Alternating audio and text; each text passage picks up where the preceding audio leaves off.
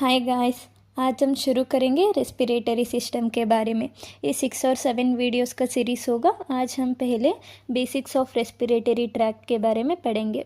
और respiratory tract दो group में डिवाइड हुआ है, upper respiratory tract and the lower respiratory tract. Upper respiratory tract में नोस या नेसल कैविटी इन्वॉल्व है एंड पैरानेसल साइनसेस इन्वॉल्व है और फैरिंग्स इन्वॉल्व है। फैरिंग्स डिवाइड होता है नेसोफैरिंग्स और ओरोफैरिंग्स और लैरिंगोफैरिंग्स में। ये सब अपर रेस्पिरेटरी ट्रैक्ट के अंदर आता है।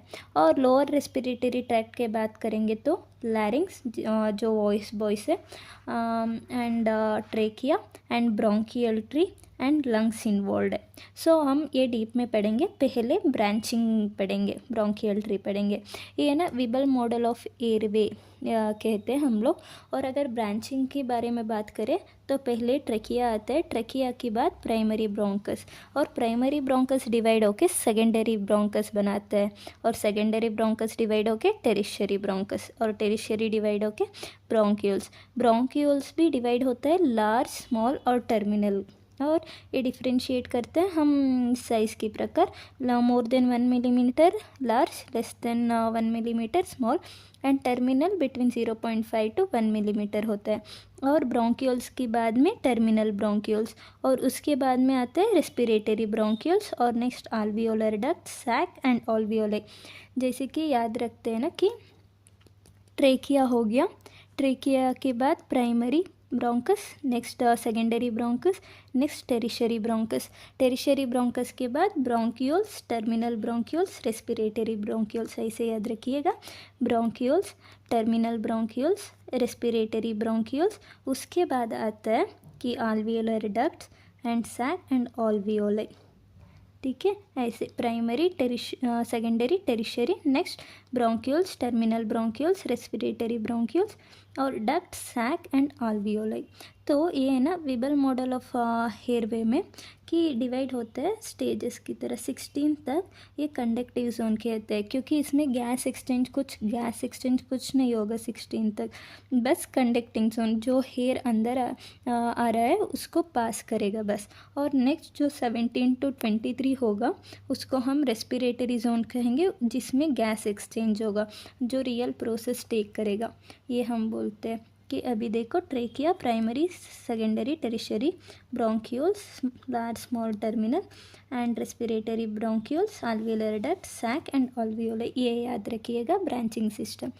और अगर लाइनिंग के बारे में बात करें तो कि अभी अपर रेस्पिरेटरी ट्रैक हो गया, जिसमें नोज और पैरानेसल साइनस और फैरिंग्स इंक्लूडेड है, और उसके साथ लैरिंग्स, ट्रेकिया भी इंक्लूडेड है। ये सब सूडोस्ट्रैटिफाइड कॉलमनर एपिथेलियम सेल से लाई करता है। ठीक है, ये मेन फंक्शन होता है क्लीनिंग की। सूडोस्ट्रैटिफाइड कॉलमनर की मेन फंक्शन है क्लीनिंग की। ये सब है ना स्ट्रैटिफाइड कॉलमनर से ही लाइनिंग है। लेकिन ओरोफैरिंग्स एंड लैरिंगोफैरिंग्स और ओकल कॉर्ड को छोड़कर इसमें है ना स्ट्रैटिफाइड स्क्वैमस नॉन केराटिनाइज्ड है। ये होता है नॉन केराटिनाइज्ड का मतलब बिना हेयर का, और ये याद रखिएगा मेन। और नेक्स्ट ब्रोंक्यूल्स की बात करें तो ये लार्ज, स्मॉल की सिंपल कॉलमनर, और टर्मिनल और रेस्पिरेटरी ब्रोंक्यूल्स का बात करें तो सिंपल क्यूबॉइडल। और ये इम्पॉर्टेंट है, कौन कौन सी, आल्वियोलर डक्ट, सैक एंड ऑल्वियोलाई होता है। ये सिंपल स्क्वैमस से लाइन करता है, क्योंकि ये एक्सचेंज ऑफ गैसेस की रोल प्ले करता है। तो ये सिंपल स्क्वैमस थिन होते हैं एपिथेलियम, ताकि गैस एक्सचेंज हो पाए। एक बार ये देख लीजिएगा, आपको याद रह जाएगा। और फिर अगर मूव ऑन करें कि ये है ना कि अभी सीलिया बोले कि क्लीनिंग हो जाए इसके वजह से, तो सीलिया की है ना एक प्रोटीन रिस्पॉन्सिबल है फॉर द मूवमेंट ऑफ सीलिया, वो है डाइनिन प्रोटीन। डाइनिन प्रोटीन बस सीलिया को ये मूवमेंट के लिए रिस्पॉन्सिबल नहीं है, वो और भी स्पर्म और फेलोपियन ट्यूब के लिए भी रिस्पॉन्सिबल है। और अगर हम ये सीलिया की बात करें, सीलिया अगर इमोटाइल हो गया या कुछ कंडीशन में। तो एक बहुत कंडीशन है ऐसे, यहाँ पर 2 मेन कंडीशन में बताऊंगी। कार्टाजीनर सिंड्रोम, कार्टाजीनर सिंड्रोम में क्या होता है कि ये डाइनिन है ना, ये एब्सेंट हो जाता है, उसकी वजह से सीलिया इमोटाइल होके ये सब क्लिनिकल फीचर्स दिखाते हैं। मेन है कि ये ट्रायड फॉर्म करते हैं, किस किस से, ब्रोंकिएक्टाइसिस, साइनसाइटिस, साइटस इन्वर्सिस। अगर आप ये क्लिनिकल फीचर देखें ना कभी, तो ये कार्टाजीनर सिंड्रोम है। क्यों होता है Kartagener syndrome? Due to absence of dynein. और इसके अलावा डाइनिन का फंक्शन भी होता है स्पर्म मूवमेंट। तो अगर स्पर्म ये डाइनिन एब्सेंट है तो स्पर्म मूवमेंट भी नहीं हो पाता, तो अस्टेनोस्पर्मिया भी प्रेजेंट होगा। अगर सिस्टिक फाइब्रोसिस की बात करें, ये भी एक कंडीशन है इमोटाइल सीलिया सिंड्रोम में। सिस्टिक फाइब्रोसिस में क्या होता है, CFTR जीन म्यूटेशन हो जाता है। CFTR जीन म्यूटेशन से क्या होता है, क्लोरीन ओपनिंग नहीं हो पाता। CFTR मतलब cystic fibrosis transmembrane conductance regulator. अगर क्या होता है कि क्लोरीन चैनल अगर ओपन है, तो क्लोरीन अगर बाहर जाएगा तो ऑस्मोसिस के थ्रू वाटर भी उसके साथ आ जाएगा। तो क्या होता है, यह सीलिया प्रेजेंट हो, यह सॉरी म्यूकस प्रेजेंट होता है ना, वो थिन हो जाते हैं, जिसके वजह से ये सीलिया बहुत इफ़ेक्टिवली काम कर पाते हैं और निकल पाते हैं। लेकिन अगर क्लोरीन ही नहीं ओपन है तो क्या होता है, क्लोरीन बाहर नहीं जा पाएगा तो वाटर भी नहीं जा पाएगा। तो यहाँ पर जो म्यूकस है ये बहुत थिक हो जाएगा। थिक होके क्या होगा कि सीलिया उसको मूव नहीं कर पाएगा, तो म्यूकस वही रह जाएगा। ये प्रॉब्लम होती है सिस्टिक फाइब्रोसिस में। तो हम क्या करते हैं सिस्टिक फाइब्रोसिस कंडीशन में कि हम क्लोरीन दे देते हैं, क्लोरीन चैनल ओपन करने के लिए ड्रग्स दे देते हैं। अभी ये ड्रग हो गया इवाकैफ्टर, ये ड्रग क्लोरीन चैनल को ओपन कर देगा और वाटर भी उसके साथ चले जाएगा बाहर, तो सीलिया इफेक्टिवली म्यूकस को क्लियर कर पाता है। अगर क्या सेल्स की बात करें रेस्पिरेटरी सिस्टम में, तो हम मेन बात करेंगे स्टेम सेल्स ऑफ द हेयरवे। मतलब स्टेम सेल्स के मतलब होते हैं, अगर कुछ डैमेज हो गया तो ये स्टेम सेल्स जो है उसको रिपेयर करके रीजनरेट करते हैं। ऐसे ही ना स्टेम सेल्स तीन है कि हमारा हेयरवे में उसमें टाइप 2 न्यूमोसाइट जो हम बाद में पढ़ेंगे वो एक है, ये है ना ट्रेकिया एंड ब्रोंकाई में प्रेजेंट होता है। और एक है क्लारा सेल करके, उसको क्लब सेल्स भी कहे जाते हैं, ये ब्रोंकियोल्स में प्रेजेंट है। और बेसल सेल्स से जो आल्वियोलाई में प्रेजेंट है। ठीक है, BC ऐसे याद रखिए। बी कौन सी alphabet, second alphabet. Type 2 pneumocyte, basal cell, Clara's cell या क्लब सेल, ऐसे याद रखिएगा। और अगर न्यूमोसाइट्स की बात करें, न्यूमोसाइट्स वो सेल है जो हमारी एयरवे में होती है।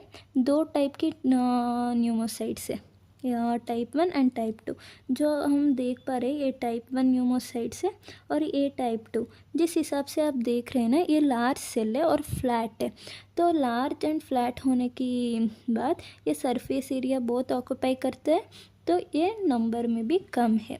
ठीक है, ऐसे याद रखिएगा, ये बहुत लार्ज है तो फ्लैट है, तो सरफेस एरिया मोर ऑक्यूपाई करेगा तो नंबर्स कम है। ठीक है, अगर टाइप 2 की बात करें उल्टा है, ये स्मॉल है तो सरफेस एरिया कम ऑक्यूपाई करेगा और नंबर्स में ज़्यादा है। ठीक है, अगर फंक्शन की बात करें तो टाइप 1 है ना, गैसियस एक्सचेंज के लिए हम लोग इस्तेमाल होता है हमारे बॉडी में, कि जो भी है कि ऑक्सीजन और कार्बन डाइऑक्साइड जो एक्सचेंज होता है अल्वियोल की लेवल पर, ये टाइप 1 न्यूमोसाइट से ही होता है। अगर टाइप 2 है, हम यहाँ पढ़े हैं टाइप 2 न्यूमोसाइट्स कि ये एक स्टेम सेल ऑफ एयरवे है। तो ये क्या करते हैं कि अगर कुछ रिपेयर करनी है या रीजनरेट करनी है तो स्टेम सेल्स जैसे ट्रांसफ़र हो जाते हैं। और एक बहुत बड़ी काम है कि ये सर्फेक्टेंट प्रोडक्शन है। हम नेक्स्ट वीडियो में सर्फेक्टेंट के बारे में पढ़ेंगे, ये बहुत इम्पोर्टेंट काम है टाइप 2 न्यूमोसाइट्स की। तो बेसिक आप एक बार देख लीजिएगा, और अगर बेसिक पता हो तो नेक्स्ट वीडियोस तो आपको बहुत अच्छे से पता चल जाएगा।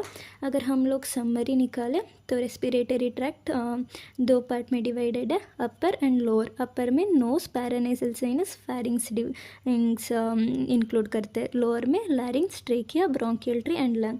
अगर ब्रोंकियल ट्री की बात करें तो वीबल मॉडल ऑफ एयरवे है ना, कि ऐसे 1 to 16 कंडक्टिंग जोन है और 17 to 23 एक्सचेंज जोन है, इसमें बस कंडक्ट होता है गैसेस, एक्सचेंज नहीं होता, इसमें गैसेस एक्सचेंज होता है। और ब्रांचिंग ऐसे हुआ है कि ट्रेकिया प्राइमरी, सेकेंडरी, टेरिशरी, और ब्रोंक्यूल्स लार्ज, स्मॉल, टर्मिनल, और रेस्पिरेटरी ब्रोंक्यूल्स होता है, और आल्वियोलर डक्ट, सैक एंड आल्वियोलाई होता है। तो ये है ब्रांचिंग सीक्वेंस। और लाइनिंग देख लीजिएगा, मेनली सूडो स्ट्रैटिफाइड कॉलमनर आप याद रखिएगा, ये अपर रेस्पिरेटरी ट्रैक, लैरिंग्स और ट्रेकिया में। और सिंपल स्क्वेमस जो एक्सचेंज के लिए डक्ट, सैक एंड ऑल्वियोल नीचे 3 पार्ट से उसमें प्रेजेंट होता है।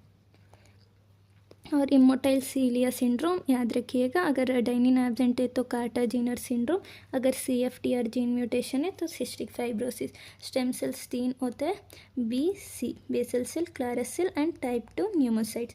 एंड अगर न्यूमोसाइट्स की बात करें तो 1, 2 ये लार्ज होते हैं तो सरफेस एरिया मोर ऑक्यूपाइंग है, तो लेस नंबर है, गैसियस एक्सचेंज के लिए यूज़ है।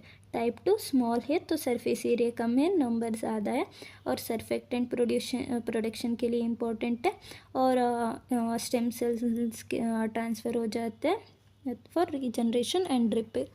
थैंक यू, पढ़ते रहेगा।